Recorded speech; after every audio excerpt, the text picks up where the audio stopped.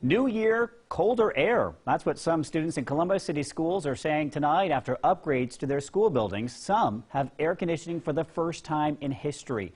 Our Sean Lanier has more on these improvements that'll be happening over the next couple of years here. Sean?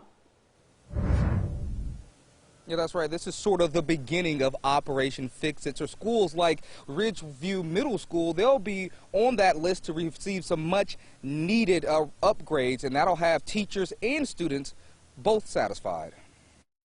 I'm very excited to be in 5th grade. Since 10-year-old Hayden Martin was in the 1st grade here at Salem Elementary, she's never experienced air conditioning inside of her classroom. It was hot, but we tried to manage it. But now it's like really cool, so it's funner and it helps me learn more. Now that's changed thanks to a $125 million bond which was voted on and passed in 2016. It's all part of Columbus City Schools' Operation Fix-It program. I feel good.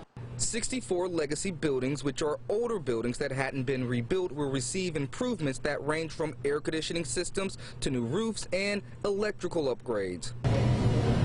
Upgrades some teachers never experienced in their careers. Never had AC anywhere I went the 17 years that I've taught. Teachers here at Salem Elementary say these upgrades were needed to help cut out disruptions. They would just get really tired and want to lay their heads down and complain about being hot.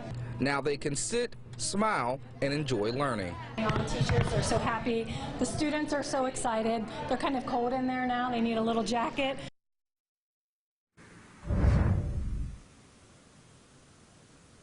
And the improvements to those 64 schools should be completed by the 2022 school year. Local for you in Columbus, Sean Lanier, NBC4.